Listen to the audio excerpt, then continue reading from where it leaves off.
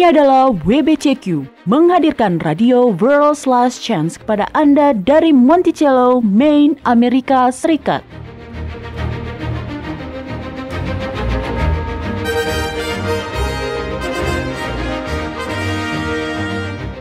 Kejahatan brutal, kerusuhan politik, ketidakstabilan keuangan, semuanya mengarah pada sebuah krisis yang akan datang, krisis yang belum pernah terjadi sebelumnya.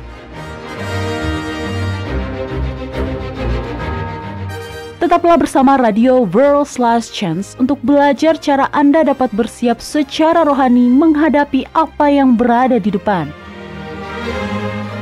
Radio WLC mempersiapkan orang untuk menyambut Sang Juru Selamat yang segera kembali. Halo, selamat bergabung di Radio WLC bersama saya Mario Nugraha selaku pembawa acara Anda. Dan saya Doni Alexander, terima kasih karena telah bergabung kembali bersama kami hari ini. Ya, hari ini kita akan membahas sebuah topik yang sangat menarik. Beberapa pendengar mungkin akan terkejut mendengar pembahasan ini karena ini adalah fakta sejarah yang telah ditutup-tutupi atau setidaknya terlupakan. Nah, para sarjana Yahudi telah mengetahui kebenarannya selama ini, tapi kebenaran itu selalu disembunyikan dari kita. Dan topik itu adalah hari Sabtu atau yang sekarang ini dianggap sebagai hari Sabat. Nah, sebenarnya hari Sabtu bukanlah hari Sabat yang sesungguhnya. Dan orang-orang Yahudi mengetahui itu. Jadi bila para pendengar berpikir bahwa umat Yahudi tidak akan pernah beribadah di hari lain selain hari Sabat, maka pikiran Anda itu salah. Mereka memang beribadah di hari yang salah, dan mereka telah melakukannya selama 1700 tahun. Dan terlebih lagi, para sarjana Yahudi mengetahuinya. Ya, betul. Dan untuk pendengar yang beribadah di hari Minggu, topik ini juga berkaitan dengan Anda. Topik hari ini bukan hanya soal agama Yahudi dan hari Sabat. Nah, secara teologis hanya ada satu alasan mengapa kebanyakan umat Kristen menghormati hari Minggu, dan itu adalah karena hari Minggu adalah hari pertama dalam sebuah minggu. Dan orang-orang percaya bahwa pada hari itulah Yahuswa dibangkitkan. Tapi bila hari Sabtu bukanlah Sabat hari ketujuh yang dimaksud dalam kitab suci, dan nyatanya memang demikian, maka hari Minggu pun bukanlah hari kebangkitan Yahuswa yang sebenarnya. Betul, maka tak ada lagi pembenaran ataupun alasan untuk beribadah di hari Minggu. Tapi, sebelum kita melompat ke pembahasan kita, pertama-tama saya ingin memberikan informasi singkat kepada para pendengar yang baru bergabung bersama kita untuk pertama kalinya pada hari ini. Di Radio WLC, kami menggunakan nama pribadi Bapa dan Sang Anak. Nama Yesus berasal dari bahasa Yunani yaitu Iesos, yang merupakan bentuk transliterasi dari nama Yahuswa, karena bahasa Yunani tidak memiliki bunyi Y. Lalu, Tuhan atau Allah hanyalah gelar umum yang juga bisa digunakan untuk merujuk pada dewa-dewa bangsa-bangsa lain. Nama asli Bapa adalah Yahwa atau biasa disingkat Yah. Ya, betul. Lalu Eloah, dan Elohim adalah gelar dalam bahasa Ibrani yang merujuk pada Bapa. Pada program-program kita sebelumnya, Doni telah membagikan sebuah fakta sejarah yang menarik mengenai kalender Julian awal, yaitu bahwa pada masa kehidupan Kristus, kalender itu memiliki 8 hari dalam satu minggu. Itu betul. Nah, bagi para pendengar yang melewatkan program tersebut, Anda masih bisa mendengarkannya. Semua rekaman program-program kami sebelumnya telah kami posting di situs dan di channel YouTube kami. Jadi Anda masih bisa mendengarkannya di sana. Silakan cari program yang berjudul Sejarah Kalender Julian. Tapi masih ada hal yang lebih dalam yang bisa digali pada topik ini. Baru-baru ini, Doni berbagi mengenai bagaimana kalender lunisolar yang ditetapkan Yahwa pada masa penciptaan kini sudah tidak lagi digunakan. Ya, betul Mario. Singkatnya, Konstantin Agung ingin menyatukan kerajaannya dan cara dia melakukannya adalah dengan menyatukan umat Kristen dengan kaum penyembah berhala untuk menggunakan kalender yang sama. Dari dulu kaum penyembah berhala memang telah menghormati hari Dewa Matahari. Atau yang sekarang ini kita kenal sebagai hari Minggu, Doni. Dan juga dikenal sebagai hari Tuhan karena orang-orang mengasumsikan bahwa Yahuswa dibangkitkan pada hari Minggu. Dan itu karena di dalam Alkitab dikatakan bahwa Yahuswa dibangkitkan di hari pertama dalam sebuah minggu. Tapi yang belum kita ketahui adalah bahwa para Yahudi tidak menggunakan kalender Julian. Mereka masih menggunakan kalender lunisolar yang diciptakan pada masa penciptaan. Jadi ya, Yahuswa memang dibangkitkan pada hari pertama dalam sebuah minggu, tapi hari itu bukanlah hari Minggu. Siklus mingguan pada kalender Julian, juga siklus mingguan yang kita gunakan pada saat ini, adalah siklus mingguan yang tidak terputus. Tidak ada jeda sama sekali. Misalnya, bila hari terakhir pada sebuah bulan adalah hari Selasa, maka hari pertama dalam bulan berikutnya akan selalu jatuh pada hari Rabu. Siklus itu tidak akan dimulai awal dari hari Minggu lagi. Nah, itulah yang dimaksud dengan siklus mingguan yang tidak terputus. Tapi cara kerja kalender Alkitab tidaklah demikian. Di dalam kalender Alkitab, siklus mingguannya akan dimulai baru pada setiap bulan. Betul. Jadi misalnya hari Sabat pada tanggal 29 di sebuah bulan akan langsung dilanjutkan dengan sebuah hari kerja. Keesokan harinya adalah hari bulan baru, yaitu hari pertama dalam setiap bulan. Hari bulan baru selalu menginterupsi siklus mingguan itu. Jadi hari setelah hari bulan baru selalu merupakan hari pertama dalam sebuah mingguan. Selalu. Setiap bulannya akan selalu begitu. Iya, saya mengerti. Siklus hari pertama dari kedua kalender ini itu berbeda. Nah, bagi para pendengar yang melewatkan program kami baru-baru ini yang membahas mengenai cara Konstantin mengganti kalender Alkitab, maka silakan cari rekaman program tersebut di situs atau di channel YouTube kami. Program itu berjudul Tipu Daya Konstantin. Iya. Nah, saya menganggap tindakan Konstantin itu seperti pedang bermata dua. Di satu sisi, fakta-fakta mengenai kalender Julian dan apa yang dilakukan Konstantin itu betul-betul membuktikan bahwa hari Minggu bukanlah hari di mana Yahusua dibangkitkan. Ya, tapi ingat, itulah yang diinginkan oleh Konstantin dan para uskup yang menganut paham penyembah berhala.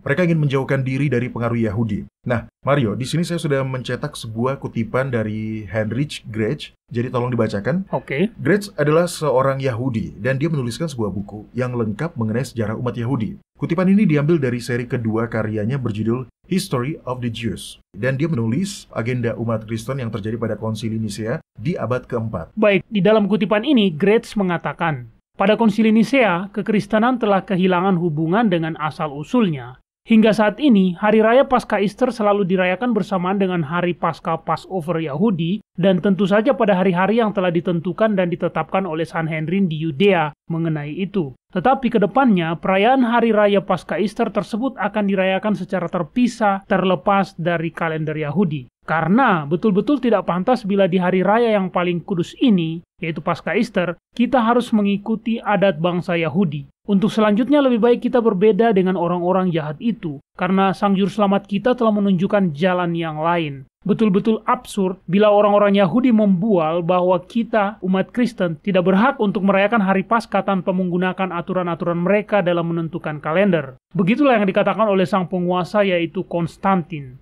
Dan kemudian itu menjadi prinsip yang memandu gereja yang pada saat ini akan menentukan nasib orang-orang Yahudi. Jadi seperti itulah, keinginan Konstantin untuk menyatukan kerajaannya pun sejalan dengan keinginan para uskup-uskup yang menganut paham penyembah berhala untuk mendapatkan kekuatan politik yang lebih besar. Mereka mencapai hal itu dengan cara melarang penggunaan kalender Alkitabiah untuk peribadatan Kristen, dan kemudian memaksakan penggunaan kalender Julian milik kaum penyembah berhala. Begitulah caranya, sehingga umat Kristen dan penyembah berhala dipaksa untuk menyatu. Baik, bisakah Anda memberitahukan bagaimana hal tersebut mempengaruhi orang-orang Yahudi, Doni? Saya tahu, bukan hanya saya sendiri yang memiliki asumsi yang salah bahwa hari Sabtu adalah hari Sabat yang Alkitabiah, karena pada hari itulah umat Yahudi merayakannya. Tapi kutipan Grech ini cukup menggoda. Apa maksud Grech ketika dia mengatakan bahwa penetapan aturan mengenai kalender Yahudi itu pada saat ini akan menentukan nasib orang-orang Yahudi? Oke, begini. Pada saat itu semua orang yang masih ingin menggunakan kalender Alkitab akan langsung diberikan siksaan yang berat. Berarti itu terjadi pada orang-orang Yahudi dan umat Kristen Rasuli? Ya, tepat sekali. Karena masih ada umat Kristen yang tidak ingin menggunakan kalender Julian milik kaum penyembah berhala. Bila Anda percaya bahwa memang penting untuk beribadah di hari yang tepat, baik bila Anda berpikir bahwa hari yang tepat itu adalah Sabat hari ke-7 ataupun hari kebangkitan Yahusua, maka kalender yang seharusnya Anda gunakan untuk menghitung hari beribadah yang tepat itu juga sama pentingnya. Betul. Umat Kristen Apostolik mengetahui hal itu. Polikrates, seorang pastor gereja awal, dengan keras memprotes penggunaan kalender penyembah berhala itu. Dia tahu bahwa Sang Juru Selamat tidak dibangkitkan di hari Minggu Paskah Easter. Dan sebagai bukti, dia merujuk pada para rasul yang menggunakan kalender Alkitabiah. Dan ini bukan main-main. Umat Kristen Apostolik merasa bahwa ini adalah hal yang sangat sensitif. Ada beberapa rumor bahwa para uskup yang menolak untuk mengikuti agenda sang penguasa itu akan diasingkan atau bahkan dibunuh. Jadi, itu adalah topik yang betul-betul panas. Sungguh luar biasa melihat sebuah topik penting yang saking pentingnya hingga membuat orang-orang terbunuh karena berusaha untuk tetap mempertahankan kebenaran. Dan itu adalah sesuatu yang belum pernah didengar oleh kebanyakan orang, Doni. Iya, saya tahu. Itu sangat menyedihkan, Mario. Tapi ya, itulah kenyataannya. Nah, Mario, pernahkah Anda mendengar soal David Sidersky? Tidak, tapi kedengarannya itu adalah nama seorang pemain hoki asal Rusia. Jawaban Anda salah. Oleh karena itu Anda gagal mendapatkan tiket perjalanan gratis ke Aruba. Iya, jadi Siapa dia itu sebenarnya? Skyy, dia adalah seorang sejarawan, seorang ahli kronologi. Nah, anak Konstantin yang bernama Constantius melanjutkan aturan ayahnya itu dan mengambil langkah yang lebih jauh. Dia juga melarang penggunaan kalender Alkitabiah bagi umat Yahudi. Skyy menulis, pada masa kekuasaan Konstantius, sudah tidak mungkin lagi untuk menerapkan penggunaan kalender kuno itu. Itu adalah kalimat yang singkat, tapi dampaknya betul-betul luar biasa. Itu berarti bahwa penganiayaan terhadap orang-orang yang tetap teguh menggunakan penanggalan Alkitab telah mencapai titik di mana tidak ada lagi orang yang berani menggunakannya. Nah, bila seorang sejarawan mengatakan bahwa sudah tidak mungkin lagi untuk menggunakan kalender kuno, maka kita semestinya paham bahwa banyak orang yang telah kehilangan nyawa mereka karena itu. Oh, tentu. Sudah pasti demikian. Nah, saya sudah menyiapkan sebuah kutipan lainnya, jadi mari tolong bacakan. Kutipan ini ditulis oleh Grace Amadon pada tahun 1930-an dan 1940-an. Dia ikut ambil bagian dalam sebuah komite yang menyelidiki penanggalan Alkitabiah. Dia saling bersurat dengan para sarjana Yahudi, para rabi, para ahli kronologi, dan para astronom dari seluruh dunia untuk meneliti bagaimana cara kerja kalender Alkitabiah. Baiklah, tolong bacakan kutipan yang telah saya tandai. Tulisan ini membahas mengenai periode sejarah pada masa konsili Nicea. Baiklah, di dalamnya dikatakan, pada tahun-tahun berikutnya, umat Yahudi melewati masa-masa yang sangat sulit. Penguasa yang beragama Kristen itu melarang penggunaan penanggalan Yahudi dan tidak mengizinkan pengumuman hari-hari raya. Grace mengatakan, komunitas Yahudi betul-betul merasa sangsi mengenai keputusan-keputusan rohani mereka yang penting, yang berkenaan dengan hari-hari raya mereka. Konsekuensi yang datang berikutnya adalah penetapan dan penggunaan penanggalan kalender Ibrani oleh Hillel kedua. Ya, kini kita bisa mendapatkan kalender cetak yang bisa kita gantung di dinding. Kita memiliki aplikasi kalender pada ponsel dan juga komputer kita. Tapi pada zaman itu, mereka tidak memilikinya. Awalnya imam besarlah yang berhak menentukan kapan bulan baru dimulai. Selama Yerusalem dihancurkan, ketua Dewan Sanhedrin mengambil alih tugas itu. Di masa kuno mereka akan membakar kayu di seluruh wilayah Israel yang berfungsi sebagai sinyal bagi suku-suku lain di luar Yerusalem untuk mengabarkan bahwa imam besar telah menyatakan bahwa bulan baru telah dimulai.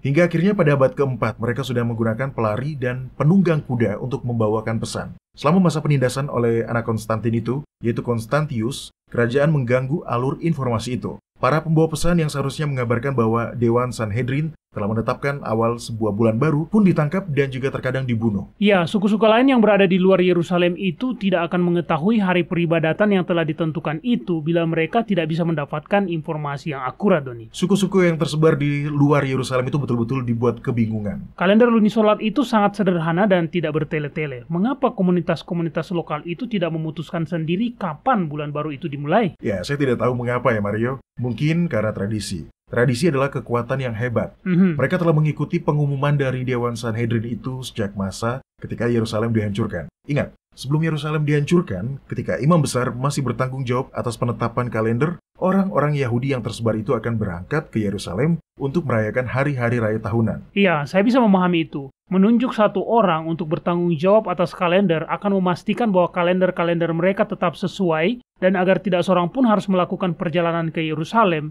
untuk merayakan hari raya hanya untuk mendapati bahwa orang-orang di Yerusalem merayakan hari raya itu di hari yang berbeda. Ya, itulah yang dimaksud Grace ketika dia mengatakan, komunitas orang-orang Yahudi betul-betul merasa sangsi mengenai keputusan-keputusan rohani mereka yang penting, ya, yang berkenaan dengan hari-hari raya mereka. Tindakan Konstantius dalam melarang penghitungan kalender Alkitabiah itu juga memberikan dampak bagi umat Kristen Apostolik. Iya, saya yakin begitu. Dari Tertullian, kita bisa mengetahui bahwa kebanyakan umat Kristen pada abad kedua sudah mengubah hari peribadatan mereka ke hari matahari atau hari yang kita kenal dengan nama hari Minggu. Tapi beberapa orang masih tetap teguh untuk merayakan hari Sabat yang sebenarnya selama 1000 tahun. Pada saat itu tidak ada asumsi bahwa hukum Yahwa telah dipakukan di atas salib. Ajaran salah itu baru muncul beberapa lama setelah masa tersebut. Nah, salah satu cara kita bisa mengetahui apakah seorang Kristen pada saat itu masih tetap beriman untuk beribadah di hari Sabat yang Alkitabiah adalah dengan melihat beragam keputusan yang diterbitkan oleh dewan-dewan gereja awal. Contohnya, hampir 40 tahun setelah konsili Nicea di konsili Laodikia. Tunggu dulu. Kapan itu diadakan? Pada tahun 363 hingga 364 Masehi. Itu setelah konsili Nicea. Ya, di konsili Laodikia, mereka mengeluarkan pernyataan yang menuntut orang-orang Kristen untuk tetap bekerja pada hari Sabat dan libur pada hari Tuhan. Pernyataan tersebut berisi, umat Kristen tidak boleh mencontoh orang-orang Yahudi dan bersantai di hari Sabtu. akan tetapi mereka harus bekerja pada hari itu. Namun pada hari Tuhan yang secara khusus seharusnya mereka hormati sebagai orang Kristen, maka adalah keharusan, bila memungkinkan, agar mereka tidak melakukan pekerjaan pada hari itu. Namun bila orang-orang itu terbukti mengikuti orang-orang Yahudi, maka mereka harus diusir dari kekristenan. Tunggu dulu, di sini dikatakan hari Sabtu atau hari Saturnus. Iya, betul. Dan saya ingin menjelaskan hal itu, Mario. Begini, Karl Joseph von Havel adalah seorang uskup Katolik. Dia juga seorang sarjana Yahudi di abad ke-19. Menurutnya, dan di dalam penelitiannya, dia memiliki akses pada dokumen-dokumen asli yang disimpan di dalam arsip Vatikan. Faktanya, di tahun 1895 dan tahun 1896, dia mempublikasikan 2 seri buku yang berjudul A History of the Councils of the Church from the Original Documents. Itu menarik, jadi seharusnya dia betul-betul tahu apa yang dicantumkan di dalam bukunya itu, Doni. Ya, dan menurutnya kata yang digunakan adalah sabat atau sabato, bukan dies Saturni atau hari Dewa Saturnus. Wah, betulkah itu? Oke, tunggu dulu, Doni. Tahan dulu penjelasan Anda. Iya. Kita akan melanjutkan pembahasan ini setelah rehat sejenak. Baiklah para pendengar sekalian, kita akan rehat sejenak. Jadi jangan kemana-mana, kami segera kembali.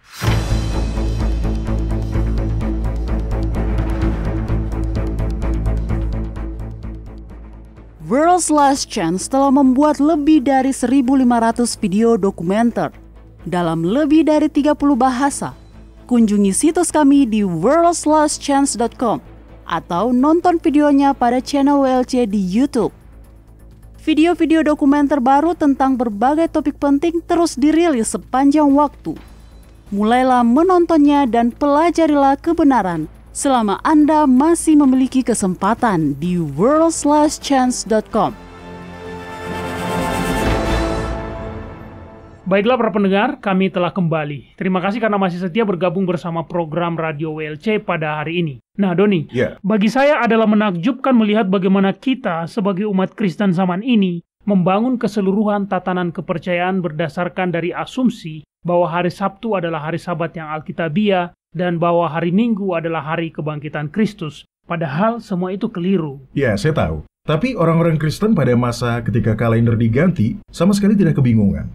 Mereka tahu bahwa mingguan planetary kaum penyembah berhala pada awalnya dimulai di Dies Saturni, atau hari Dewa Saturnus, atau yang kita kenal dengan nama hari Sabtu. Mereka juga tahu bahwa Sabato atau hari Sabat yang sebenarnya adalah hari ke-7 dalam mingguan di kalender lunisolar orang-orang Yahudi. Sebuah kalender yang pada saat itu merupakan milik minoritas yang dipandang rendah dan tidak ada seorang penguasa pun ingin bergaul dengan mereka, Doni. Ya, nah sekali lagi, hari Sabtu atau hari Saturnus dan Sabato atau hari Sabat merupakan 2 buah hari yang berbeda, yang ada pada 2 jenis sistem kalender yang berbeda pula. Betul. Nah, beberapa sarjana di era modern sekarang telah salah menduga bahwa yang menjadi perdebatan adalah antara hari Sabtu versus hari Minggu. Tapi kenyataan sejarah telah mengungkap bahwa orang-orang pada zaman itu telah sangat mawas akan keberadaan kalender lunisolar Alkitab dan bagaimana cara menggunakannya. Banyak orang-orang percaya di timur atau di wilayah-wilayah yang berada di luar jangkauan kerajaan Roma menolak untuk meninggalkan penanggalan Alkitab. Nah, Mario, ini adalah kutipan yang menakjubkan dari sebuah buku yang berjudul The Celtic Church in Britain. Tolong dibacakan. Baiklah, Doni. Di dalam kutipan ini dikatakan, orang-orang Kristen itu yang sedang mencari jalan keluar dalam memecahkan permasalahan mengenai perayaan hari Sabat telah berubah untuk lebih menghargai hari pertama dari mingguan kalender Julian. Tapi orang-orang yang tinggal di luar wilayah kerajaan, wilayah-wilayah di mana paham anti-Yahudi tidak pernah ada, tetap memilih untuk terus menghormati Sabat hari ke-7.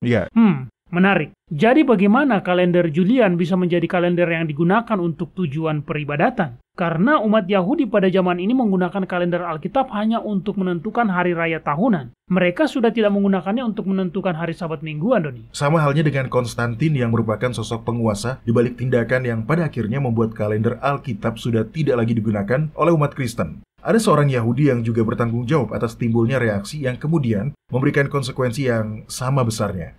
Sebelumnya tadi Anda mengatakan bahwa aslinya imam besarlah yang bertanggung jawab untuk menetapkan kalender. Iya, tepat sekali. Tapi setelah runtuhnya Yerusalem tidak ada lagi imam. Jadi ketua Dewan Sanhedrin lah yang kemudian ditunjuk untuk bertugas menentukan kalender. Dia bertugas untuk menyatakan kapan bulan baru dimulai. Juga untuk menentukan apakah sebuah tahun akan menjadi tahun kabisat atau tidak. Tapi karena kalender yang digunakan adalah kalender lunisolar, maka mereka tidak hanya memberikan 1 hari tambahan, tapi mereka memberikan 1 bulan tambahan. Wah, Ingat kan tadi kita membahas bahwa anak Konstantin yaitu Konstantius berbuat terlalu jauh. Konstantin hanya melarang penggunaan kalender Alkitab bagi umat Kristen, tapi Konstantius melarang penggunaan kalender tersebut sepenuhnya. Dia melarang semua orang untuk menggunakannya.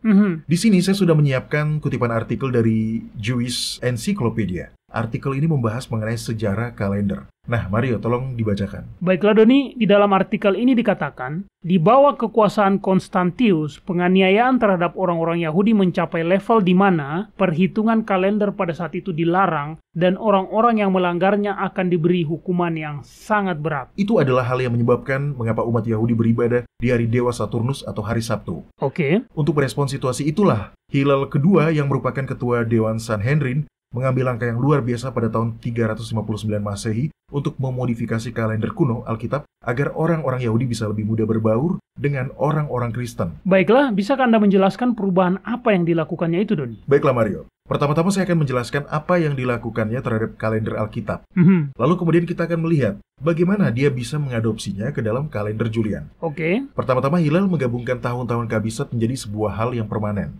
Nah, saya belum bisa membuktikannya, tapi sepertinya siklus khusus tahun Kabisat itu telah digunakan dan dipahami sebelumnya. Karena siklus tersebut mengikuti siklus metonik 19 tahun. Itu masuk akal. Itu hanyalah pengetahuan astronomi dasar. Tentu saja orang-orang sudah mengetahuinya, Doni. Nah, menurut artikel lainnya yang dipublikasikan di jufak.org, kalender buatan Hillel itu tidak disusun berdasarkan pengamatan, namun dengan perhitungan matematis dan astronomis. Kalender yang masih digunakan ini menetapkan panjang waktu bulan yang standar dan penambahan bulan-bulan setelah melewati siklus 19 tahun. Sehingga dengan demikian kalender lunar akan digabungkan dengan tahun-tahun solar. Nah, banyak orang yang beranggapan bahwa hanya itulah yang dilakukan oleh Hillel. Tapi sebenarnya dia melakukan lebih dari itu. Dari dalam Alkitab kita tahu bahwa Sabat hari ke-7 dalam kalender Alkitab selalu jatuh pada hari ke-8, ke-15, ke-22, dan ke-29 di dalam siklus bulanan lunar, ya kan? Betul. Dan juga sudah jelas bahwa umat Yahudi pada zaman ini beribadah di hari Sabtu. Mereka sudah tidak lagi beribadah di hari Sabat yang Alkitabiah. Jadi, apakah Anda mengatakan bahwa Hillel lah yang menyebabkan orang-orang Yahudi beribadah di hari ke-7 dalam mingguan kaum penyembah berhala? Dan bukan pada hari ke-7 di dalam mingguan kalender Alkitab, Doni? Ya, itu yang saya maksud. Sederhananya, Hillel mengizinkan umat Yahudi untuk merayakan hari Sabat pada hari ke-7 di kalender Julian dan tetap menggunakan kalender Alkitab untuk menentukan hari-hari raya tahunan. Dan bila hari-hari raya tahunan tersebut bertepatan dengan peribadatan di hari Sabtu dalam kalender Julian, maka aturan penundaan akan diberlakukan. Dengan kata lain, mereka bisa menggunakan kalender penyembah berhala untuk menentukan hari Sabat mingguan dan menggunakan kalender Alkitabiah hanya untuk menentukan hari-hari raya tahunan. Dan itulah yang mereka lakukan hingga pada saat ini. Mereka menggunakan dua kalender yang berbeda. Iya, dan praktek tersebut telah dilakukan sejak abad ke-4. Pantas saja semua orang mengasumsikan bahwa hari beribadah umat Yahudi adalah hari beribadah yang benar dan sesuai dengan hari Sabat yang Alkitabiah. Ada banyak kutipan yang menunjukkan bahwa para sarjana Yahudi sangat mawas akan fakta bahwa hari Sabtu dalam kalender modern ini bukanlah hari Sabat yang Alkitabiah. Misalnya, kutipan yang diambil dari sebuah artikel terbitan Universal Jewish Encyclopedia edisi awal abad ke-20 yang berjudul Holidays. Nah, Mario, tolong bacakan. Baiklah, di dalamnya dikatakan, bulan baru itu masih ada dan hari Sabat yang sebenarnya masih bergantung pada siklus bulan. Pada awalnya, hari bulan baru dirayakan dengan cara yang sama dengan hari Sabat. Namun kemudian secara perlahan, hari bulan baru menjadi kurang penting lagi, sementara hari Sabat semakin menjadi hari-hari keagamaan dan kemanusiaan semata untuk mendapatkan arahan-arahan dan meditasi rohani, untuk kedamaian dan kesenangan jiwa. Artikel itu ditulis oleh orang Yahudi. Nah, kita tahu bahwa selama zaman Alkitab, hari Sabat dihitung dengan menggunakan kalender lunisolar yang telah ditetapkan pada masa penciptaan. Betul. Kita juga menemukan ukiran pada makam orang-orang Kristen yang menggunakan penanggalan ganda, yang menggunakan penanggalan kalender Julian maupun penanggalan kalender lunisolar. Kita juga tahu bahwa di pertengahan abad ke-4, Konstantius melarang penggunaan kalender Alkitab. Dan akhirnya, kita tahu bahwa umat Yahudi pada zaman ini beribadah di hari Sabtu. Jadi, masuk akal bila kita menyimpulkan bahwa Hillel lah yang menyebabkan umat Yahudi pada zaman ini tidak lagi beribadah di hari Sabat ke-7 yang asli. Saya percaya begitulah yang bisa dibuktikan dari bukti-bukti yang ada.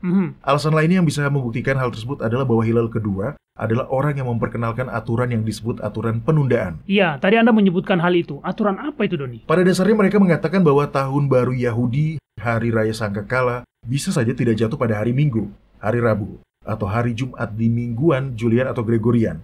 Bila hari itu jatuh pada hari Minggu, Rabu, atau Jumat, maka hari bulan baru akan ditunda selama 1 hari. Dua aturan lain selain aturan penundaan mengatur dari sudut pandang astronomis yang berhubungan dengan pada hari apa konjungsi jatuh selama bulan ke-7 dalam kalender Alkitabiah. Tapi intinya, aturan tersebut digunakan untuk menyatukan siklus mingguan kalender Julian yang tidak terputus itu dengan siklus mingguan kalender Alkitab yang selalu dimulai baru karena adanya hari bulan baru. Itu betul. Siklus mingguan Alkitab dimulai baru di setiap bulan. Jadi itu artinya bila hari bulan baru pada bulanan bulan ke-7 bertepatan dengan hari Minggu, Rabu, atau Jumat di dalam siklus mingguan penyembah berhala, maka itu akan menyebabkan masalah dalam merayakan hari-hari raya tahunan yang jatuh pada bulan tersebut.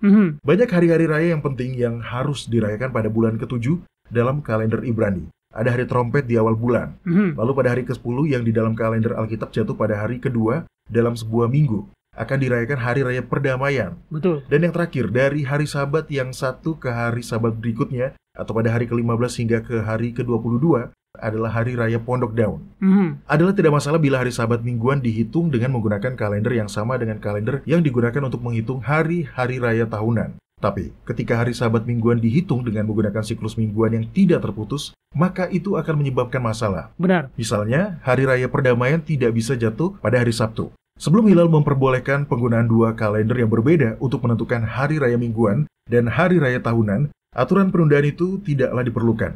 Anda masih ingat kutipan dari Universal Jewish Encyclopedia tadi kan? Ya, bulan baru itu masih ada dan hari Sabat yang sebenarnya masih bergantung pada siklus bulan. Ketika baik hari Sabat maupun hari-hari raya tahunan digunakan dengan kalender lunisolar, aturan penundaan itu tidaklah diperlukan. Betul. Hanya bila hari-hari raya tahunan dihitung dengan menggunakan satu kalender dan hari Sabat mingguan dihitung dengan menggunakan kalender yang lain, maka disitulah terjadi konflik di mana kita bisa menggunakan aturan penundaan. Oke, saya mengerti. Aturan penundaan digunakan agar hari-hari raya tahunan tidak bertepatan dengan hari Sabtu yang merupakan hari Sabat yang baru. Penyesuaian yang memperbolehkan penggunaan dua kalender itu dianggap sebagai tindakan yang dilakukan Hillel kedua untuk bertahan hidup.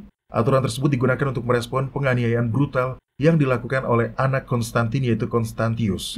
Berikut ini adalah kutipan dari seorang sejarawan Yahudi bernama Heinrich Grech. Dia betul-betul memahami betapa penting dampak dari tindakan Hillel tersebut. Kutipan ini diambil dari halaman 573 dari volume 2 bukunya yang berjudul History of the Jews versi bahasa Inggris. Baiklah, di dalam kutipan ini dikatakan, dengan tangannya sendiri, pemimpin itu memutuskan hubungan yang menyatukan komunitas-komunitas yang tersebar di dalam kerajaan Roma dan Persia dengan kepemimpinan. Dia lebih memikirkan kepastian akan berlanjutnya keberadaan agama Yahudi dibanding martabat keluarganya sendiri, dan karena itulah dia meninggalkan fungsi-fungsi yang telah sangat dicemburui dan dicemasi oleh para leluhurnya. Para anggota Sanhedrin menyetujui inovasi tersebut. Ketika Hillel kedua mengizinkan penggunaan dua kalender tersebut, maka dia, sebagai ketua Dewan Sanhedrin, memberikan izin pada umat Yahudi untuk beribadah di hari Sabtu untuk tahun-tahun berikutnya. Dan luar biasanya, hampir setelah 1700 tahun kemudian, tindakan Konstantin dan reaksi Hillel II itu masih bisa mempengaruhi jutaan orang di seluruh dunia.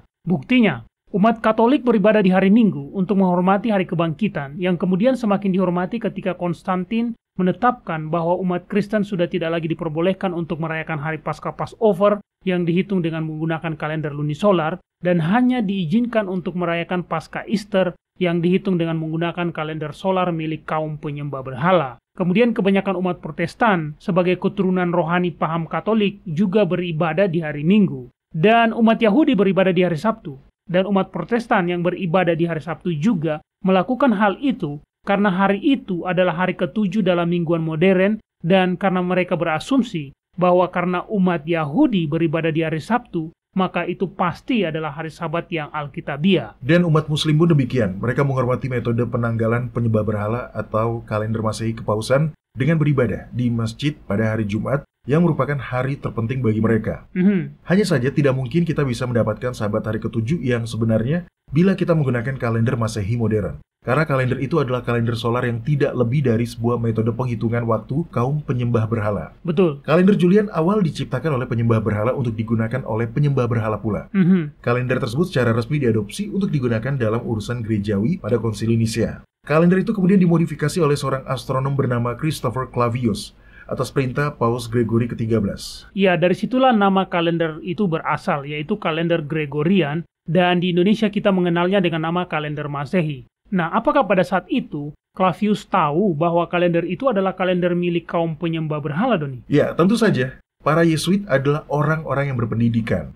Ketika Clavius menjelaskan cara kerja kalender Masehi itu, Clavius juga mengakui bahwa kalender Julian sudah diterima untuk digunakan sebagai kalender gerejawi untuk gereja. Sedangkan kalender Alkitab telah ditolak. Ini dia. Kutipan ini berisi penjelasan Clavius mengenai itu. Mario, tolong dibacakan. Baiklah, dalam kutipan ini Clavius mengatakan, Gereja Katolik tidak pernah melakukan ritual Yahudi itu, yaitu merayakan Paskah Passover. Ya, ingat. Paskah Passover hanya bisa dihitung dengan menggunakan kalender lunisolar Alkitab. Betul. Kita tidak akan bisa menemukan Paskah Passover bila kita menggunakan kalender Masehi. Itu karena kalender tersebut adalah kalender solar atau kalender matahari. Luar biasa. Kalender Gregorian itu memang sepenuhnya merupakan kalender penyembah berhala, kan? Iya. Nah, Konstantin ingin menyatukan kerajaannya dan dia berhasil melakukannya dengan cara menyatukan kedua agama dan melarang penggunaan kalender Alkitab untuk merayakan hari kematian Yahusua. Hillel kedua ingin memastikan agar agama Yahudi tetap bertahan dan terus ada. Dan dia berhasil mencapai tujuan pribadinya itu dengan cara berkompromi dengan paham penyembah berhala dan memodifikasi kalender Alkitab.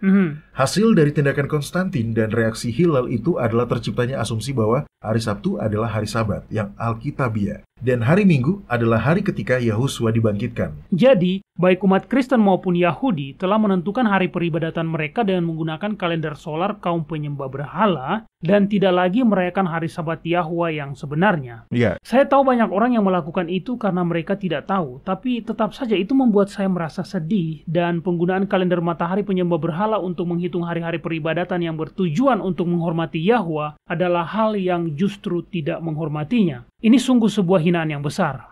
Baiklah para pendengar sekalian, kita akan rehat sejenak. Dan ketika kami kembali nanti, kita akan memasuki segmen kotak surat harian kita, di mana kami akan menjawab pertanyaan-pertanyaan yang telah dikirimkan oleh para pendengar Radio WLC di seluruh dunia. Jadi, jangan kemana-mana, kami segera kembali.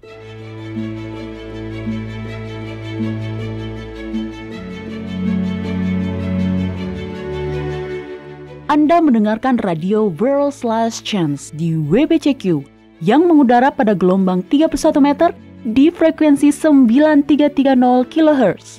Radio World's Last Chance mempersiapkan orang untuk menyambut Sang Juru Selamat yang segera kembali.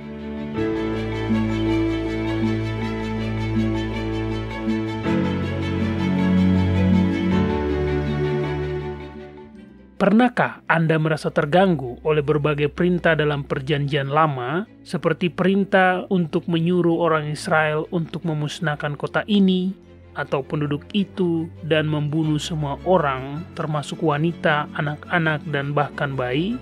Tampaknya itu tidak konsisten dengan karakter kasih Sang Pencipta, bukan? Tapi ada alasan untuk itu. Nah, cari tahu apa itu.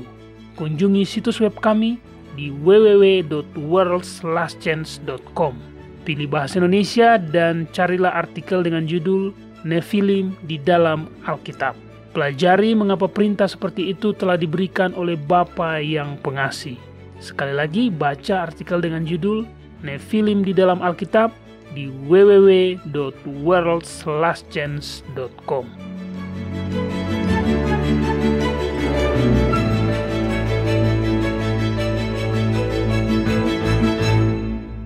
World's Last Chance berdedikasi untuk mempersiapkan orang menyambut Sang Juru Selamat yang segera kembali. Acara siaran radio harian kami tersedia dalam 7 bahasa berbeda dari seluruh dunia dan masih banyak bahasa-bahasa lain lagi yang akan mengudara. Video-video dan artikel-artikel kami telah diterjemahkan ke dalam lebih dari 30 bahasa berbeda. Dan kami tidak hanya fokus pada salah satu poin pengajaran. Kami bersedia untuk bekerja sama dengan surga untuk membawa semua kebenaran ke dunia. Artikel-artikel dan video-video kami mencakup berbagai topik-topik penting pada pertumbuhan dan pembangunan dari perjalanan kekristenan. Kami menghadirkan materi yang mencakup kesalehan praktis di dalam kehidupan sehari-hari, doktrin Alkitabiah yang benar-benar hanya didasarkan pada firman Yahwa, kalender Sang Pencipta, dan nubuatan akhir zaman yang penting untuk Anda ketahui. Kami bahkan membahas berbagai macam angin pengajaran yang palsu yang telah digunakan oleh setan untuk menipu banyak orang. Dan mengungkapkan mengapa itu salah dan apa yang benar berdasarkan Alkitab. Kunjungilah kami hari ini di worldslastchance.com. Pelajarilah kebenaran di hari-hari terakhir ini.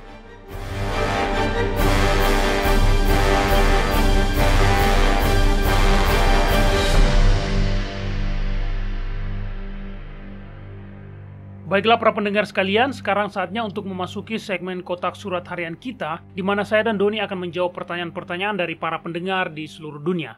Nah Doni, hari ini kita mendapatkan pertanyaan yang dikirimkan dari Phil Jones di negeri nan jauh di bawah sana, tepatnya di Wollongong, Australia. Dia menuliskan, apakah para pastor memang harus digaji?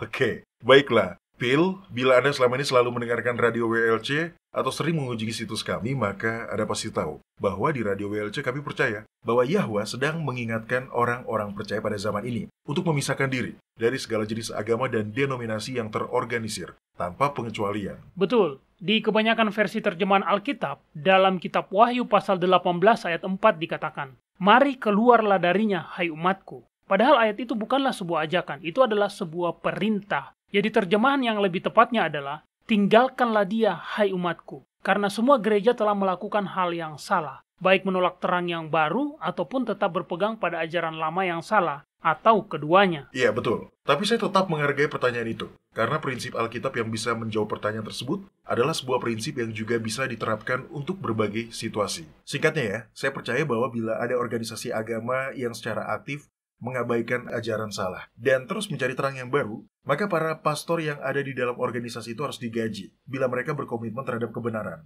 Baiklah Mario, tolong bacakan kitab 1 Timotius pasal 5 ayat 17 hingga 18. Baiklah, penatua-penatua yang baik pimpinannya patut dihormati 2 kali lipat, terutama mereka yang dengan jerih payah berkhotbah dan mengajar. Bukankah kitab suci berkata, janganlah engkau memberangus mulut lembu yang sedang mengirik, dan lagi, seorang pekerja patut mendapat upahnya. Seorang pekerja patut mendapatkan upahnya, atau dengan kata lain, seorang pekerja patut untuk digaji. Di dalam kitab Yeremia pasal 9 ayat 24 dikatakan bahwa Yahwa menyukai keadilan. Prinsip itu sangat penting sampai-sampai Yahwa dalam Taurat yang diberikannya kepada Musa mengatakan bahwa binatang yang digunakan untuk menggiling gandum harus diupah dengan memberinya gandum untuk dimakan. Nah, kalau binatang saja harus diupah seperti itu, apalagi manusia. Prinsip ini harus diterapkan di semua aspek kehidupan. Ya, orang-orang yang bekerja penuh waktu bagi Yahwa pun patut mendapatkan upah. Baik bila mereka itu adalah pastor yang dipekerjakan oleh organisasi, atau seorang pekerja Alkitab yang didatangkan untuk membagikan ajaran-ajaran mengenai Alkitab, ataupun seorang misionaris. Nah, Mario, tolong bacakan kitab 1 Korintus pasal 9 ayat 1 hingga 14. Itu adalah pernyataan yang kuat yang menyarankan bahwa orang-orang yang bekerja demi Yahwa harus disokong secara finansial. Baiklah, di dalam kitab 1 Korintus pasal 9 ayat 1 hingga 14 dikatakan, bukankah aku rasul? Bukankah aku orang bebas? Bukankah kamu adalah buah pekerjaanku dalam Yahusua? Sekalipun bagi orang lain aku bukanlah rasul, tapi bagi kamu aku adalah rasul. Inilah pembelaanku terhadap mereka yang mengkritik aku. Tidakkah kami mempunyai hak untuk makan dan minum? Tidakkah kami mempunyai hak untuk membawa seorang istri Kristen dalam perjalanan kami, seperti yang dilakukan rasul-rasul lain dan saudara-saudara Yahosua dan Kefas? Atau hanya aku dan Barnabas sajakah yang tidak mempunyai hak untuk dibebaskan dari pekerjaan tangan? Siapakah yang menanami kebun anggur dan tidak memakan buahnya? Atau siapakah yang menggembalakan kambing domba dan yang tidak minum susu domba itu? Bukankah hukum Taurat juga berkata-kata demikian? Sebab dalam hukum Musa ada tertulis, janganlah engkau memberangus mulut lembu yang sedang mengirik. Lembukah yang Eloa perhatikan? Atau kitakah yang ia maksudkan? Ya, untuk kitalah hal ini ditulis, yaitu pembajak harus membajak dalam pengharapan, dan pengirik harus mengirik dalam pengharapan untuk memperoleh bagiannya. Jadi jika kami telah menaburkan benih rohani bagi kamu, berlebih-lebihankah kalau kami menuai hasil duniawi daripada kamu? Kalau orang lain mempunyai hak untuk mengharapkan hal itu daripada kamu, bukankah kami mempunyai hak yang lebih besar? Tetapi kami tidak mempergunakan hak itu. Sebaliknya, kami menanggung segala sesuatu, supaya jangan kami mengadakan rintangan bagi pemberitaan Injil Kristus. Tidak tahukah kamu bahwa mereka yang melayani dalam tempat kudus mendapatkan penghidupannya dari tempat kudus itu, dan bahwa mereka yang melayani mezbah mendapat bahagian mereka dari mezbah itu? Demikian pula Yahwa telah menetapkan bahwa mereka yang memberitakan Injil harus hidup dari pemberitaan Injil itu. Yahwa ingin agar anak-anaknya bahagia. Jadi prinsip ini harus diterapkan dalam artian yang lebih luas ya, yaitu bahwa semua orang yang kita pekerjakan harus diupah sepatutnya dan seadilnya atas pekerjaan mereka. Kita tidak menghormati Yahwa bila kita mengupah orang-orang yang kita pekerjakan dengan upah yang serendah mungkin, hanya karena kita tahu bahwa mereka tidak punya pilihan lain. Iya, dan tentunya semua orang yang bekerja demi Yahwa dalam hal apapun harus disokong sebisa mungkin. Saya ingin melihat ini dari sudut pandang yang berbeda. berbeda. Jadi kitab suci dengan jelas telah mengatakan bahwa seorang pekerja harus diberi upah yang adil. Tapi bagaimana kita bisa menyokong orang-orang yang telah meninggalkan gereja-gereja yang telah tersesat?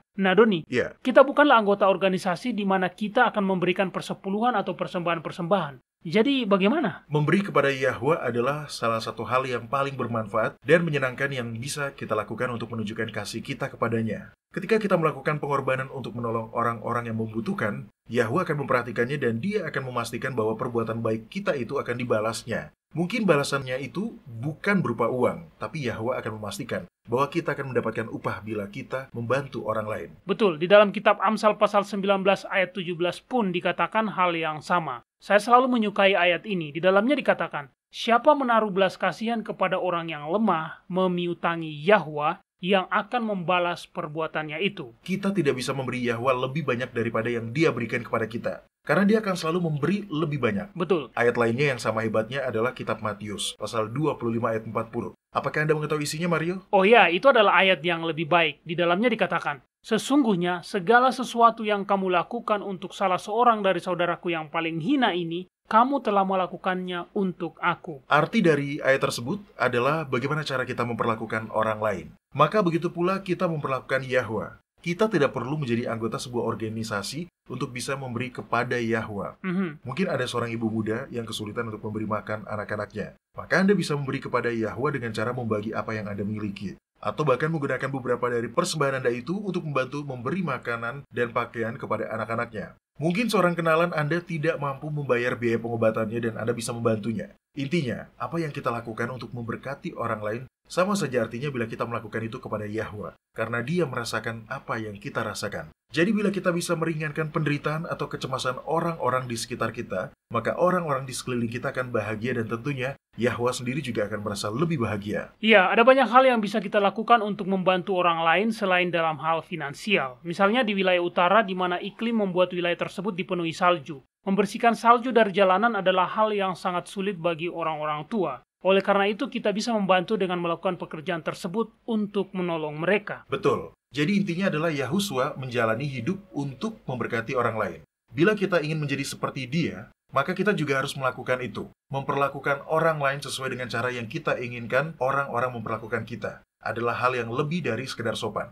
Nah, itu berarti bahwa bila mata pencarian seseorang bergantung pada kita, maka kita harus mengupahnya dengan adil. Bila kita melihat seseorang dengan tanpa pamrih memberikan waktu mereka untuk membagikan kebenaran, maka kita harus melakukan apapun yang kita bisa untuk menyokong mereka. Baik itu secara finansial, spiritual, atau apapun. Iya, itulah prinsipnya. Memperlakukan orang lain sebagaimana kita ingin diperlakukan oleh orang lain dan mengakui bahwa orang yang kita pekerjakan memang layak untuk diupah dengan adil dalam kondisi apapun. Baiklah para pendengar sekalian, sekian waktu kita untuk segmen Kotak Surat Harian kita pada hari ini. Tapi jangan lupa untuk terus mengirimkan pertanyaan-pertanyaan dan komentar-komentar Anda. Kunjungi situs kami di worldslastchance.com, pilih bahasa Indonesia dan klik hubungi kami. Nah, jika kami tidak sempat untuk menjawab pertanyaan Anda secara langsung melalui siaran radio ini, maka silakan melihat bagian tanya jawab di situs kami.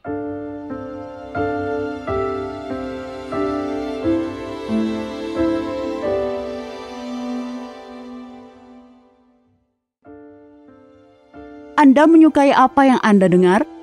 Kunjungi situs kami di worldslastchance.com untuk mendengarkan episode-episode lain dari program radio kami. Radio World's Last Chance mempersiapkan orang untuk menyambut Sang Juru Selamat yang segera kembali.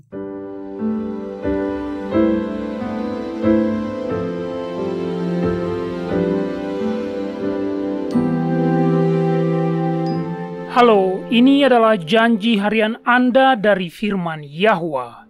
Pada tanggal 27 Juni 1880, seorang gadis kecil lahir di Tuscumbia, Alabama, di Amerika Serikat. Dalam sepanjang perjalanan hidupnya, tidak banyak yang bisa dikenang selain dari sesuatu yang terjadi ketika dia baru berusia 1,5 tahun. Hari ini, tidak ada yang mengetahui dengan pasti apa yang diidap oleh anak ini.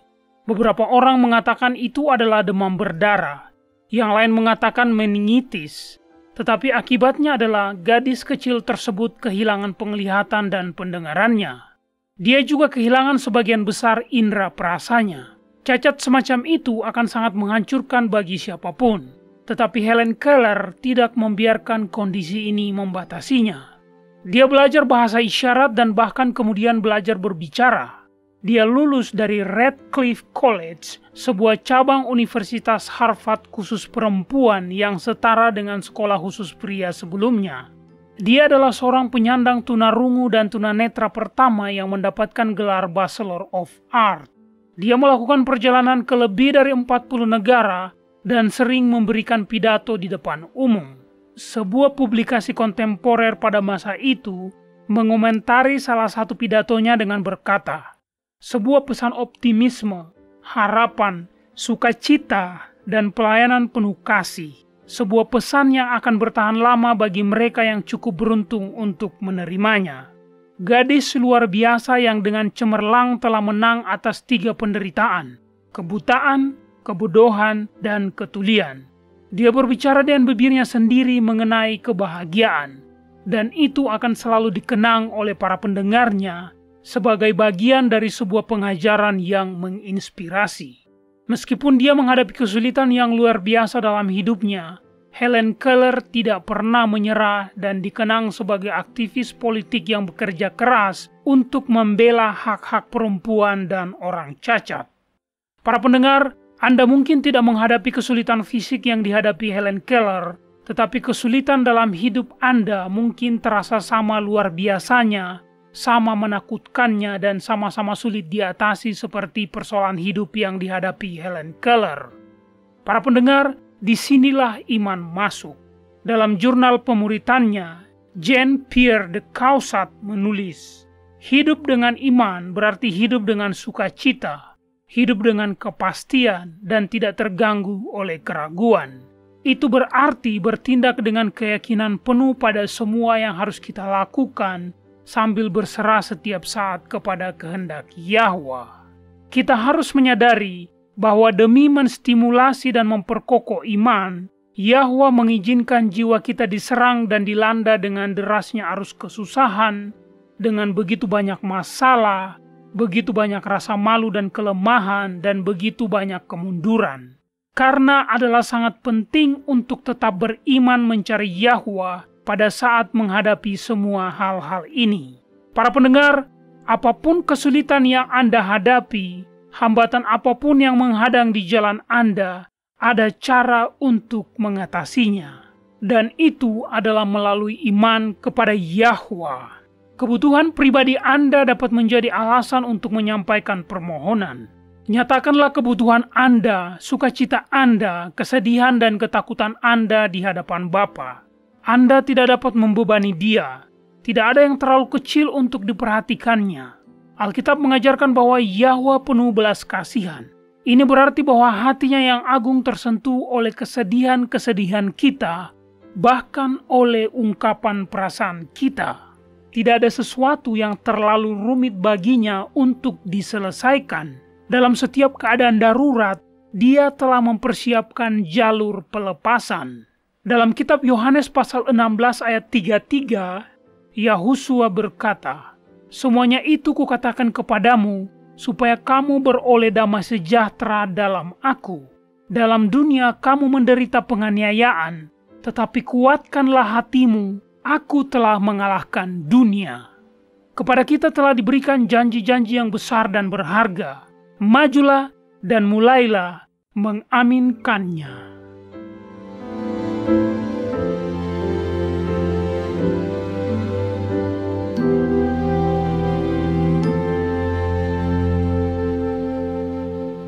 Banyak orang dewasa berharap mereka memiliki kesempatan untuk belajar agama selagi berada di universitas. Jika Anda berada di posisi yang sama, saat ini belum terlambat. Di worldslastchance.com, kami memiliki ratusan artikel dan video tentang berbagai topik agama dan rohani yang terus ditambahkan setiap saat. Ada artikel yang memberikan nasihat tentang bagaimana menikmati kehidupan Kristen yang berkemenangan. Artikel-artikel lain menyelidiki secara mendalam bagian-bagian Alkitab yang salah dimengerti dan menjelaskan apa arti bagian itu dalam bahasa Ibrani yang asli. Kami juga menyajikan banyak artikel dan video tentang nubuatan. Paulus memberitahu Timotius, segala tulisan yang diilhamkan Yahwa memang bermanfaat untuk mengajar, untuk menyatakan kesalahan, untuk memperbaiki kelakuan, dan untuk mendidik orang dalam kebenaran. Dengan demikian, tiap-tiap manusia kepunyaan Yahwa menjadi sempurna dan diperlengkapi sepenuhnya untuk setiap perbuatan baik. Jika Anda membaca dengan seksama materi di situs kami, Anda akan memiliki landasan yang menyeluruh bukan hanya pada kebenaran doktrinal, tetapi Anda juga akan mempelajari rahasia-rahasia cara berdoa yang efektif dan cara belajar Alkitab sehingga Anda dapat menemukan kebenaran untuk diri Anda sendiri. Kunjungi situs web kami di worldslastchance.com. Tidak ada kata terlambat untuk memulai. worldslastchance.com mempersiapkan orang untuk menyambut Sang Juru Selamat yang segera kembali.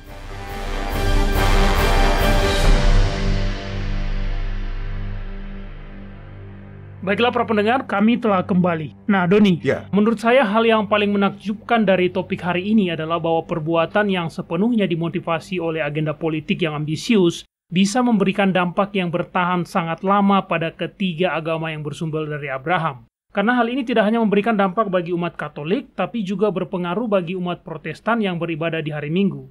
Nah, bagi umat Protestan yang beribadah di hari Sabtu, bagi umat Yahudi, dan bahkan bagi umat Muslim karena mereka beribadah di hari Jumat. Sungguh luar biasa. Yang perlu kita pertanyakan adalah mengapa? Karena kita tahu bahwa setan adalah dalang di balik semua ini.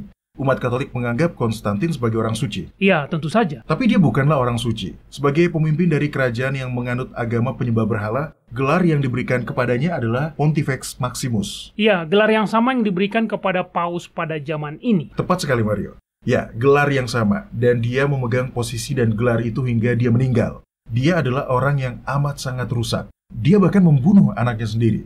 Jadi bagaimana bisa seseorang yang sangat rusak seperti itu memiliki dampak yang sangat besar bagi ketiga agama monoteistik dunia yang bersumber dari Abraham? Kedengarannya seakan setan memanfaatkannya, Doni. Ya, tepat sekali, Mario. Itu adalah langkah rumit yang dilakukan oleh setan. Pertama-tama, dia menetapkan siklus mingguan 7 hari yang palsu. Mingguan 7 hari dengan siklus yang tidak terputus itu tidak sesuai dengan siklus mingguan yang ada di dalam kitab suci. Lalu, dia tidak hanya melarang penggunaan kalender Alkitab bagi umat Kristen maupun Yahudi, tapi dia juga melakukannya dalam periode waktu yang sangat lama, sehingga orang-orang tidak akan mengetahui bahwa kalender telah diubah. Seberapa banyak umat Kristen pada hari ini yang tahu bahwa semua itu terjadi pada konsili Nisia? Ya, sepertinya tidak banyak yang tahu. Sebelum saya mempelajarinya, yang saya tahu mengenai konsili Nisea hanyalah Credo Nisea. Itu saja. Saya sama sekali tidak tahu bahwa di dalamnya terdapat pembicaraan mengenai penggunaan kalender yang berbeda, Don. Itulah agenda setan selama ini. Dia telah mengubur dalam-dalam kebenaran mengenai kalender Alkitab, hingga orang-orang bahkan tidak lagi mempertanyakan kalender modern.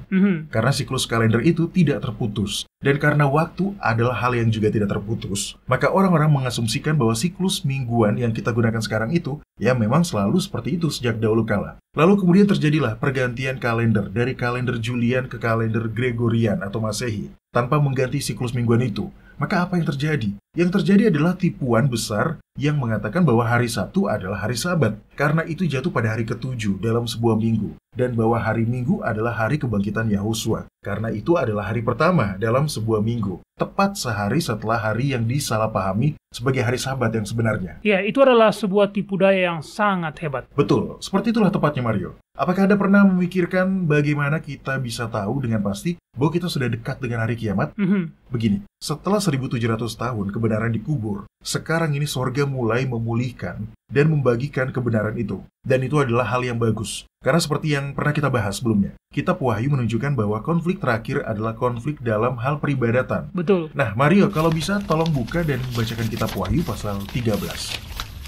Tentu saja, di dalam kitab Wahyu pasal 13 ayat 11 dan 12 dikatakan, "Dan aku melihat seekor binatang lain keluar dari dalam bumi dan bertanduk dua sama seperti anak domba, dan ia berbicara seperti seekor naga. Dan seluruh kuasa binatang yang pertama itu dijalankannya di depan matanya. Dia menyebabkan seluruh bumi dan semua penghuninya menyembah binatang pertama yang luka parahnya telah sembuh." Lalu kemudian di dalam kitab tersebut dikatakan apa yang akan dilakukannya, yaitu menipu seluruh dunia. Lalu dalam ayat 15 kembali dikatakan hal yang berhubungan dengan peribadatan. Di dalamnya dikatakan, dan kepadanya diberikan kuasa untuk memberikan nyawa kepada patung binatang itu, sehingga patung binatang itu berbicara juga dan bertindak begitu rupa, sehingga semua orang yang tidak menyembah patung binatang itu dibunuh. Selama ini memang selalu seperti itu. Di Taman Eden, Adam dan Hawa diberikan pilihan untuk mematuhi Yahwa atau mendengarkan si ular tua itu dan tidak menghormati sang pencipta mereka. Pada akhir hayatnya, Yosua memberikan pilihan yang sama kepada orang-orang dengan berkata,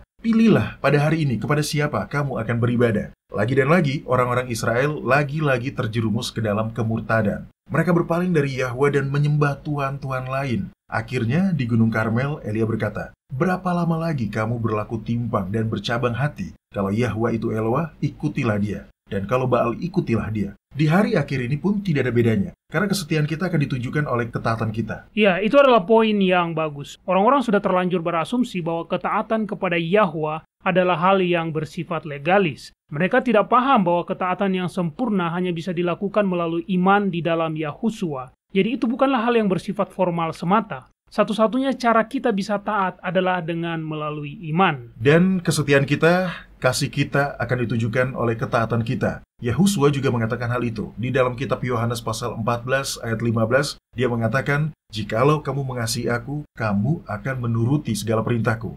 Permasalahan ini adalah hal yang lebih besar dari yang orang-orang sadari. Ini bukanlah sekedar fakta-fakta sejarah yang usang. Fakta-fakta ini memiliki hubungan dengan orang-orang yang hidup di hari-hari akhir. Ketika nantinya setan menyamar menjadi Yahusua dan mengklaim bahwa dia telah mengubah hari peribadatan dari hari Sabtu ke hari Minggu untuk menghormati kebangkitannya, maka apakah kita telah mengetahui firman Yahwa dengan cukup baik? Apakah kita mengenal sifat ilahinya dengan baik sehingga kita tahu bahwa dia tidak akan pernah berubah? Apakah kita akan mampu mengenali setan yang menyamar itu? Itulah mengapa topik pembahasan ini begitu penting.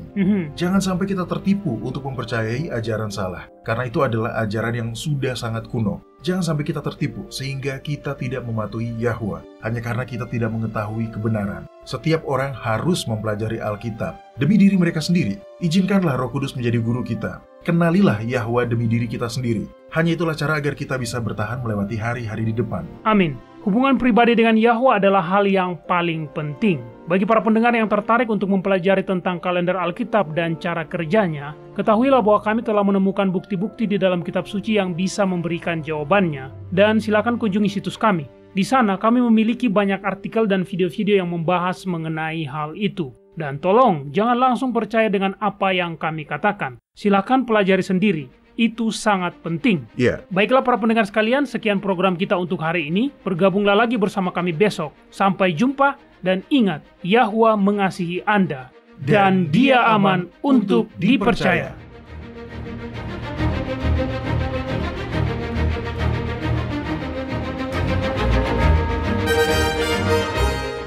Anda baru saja mendengarkan Radio WLC.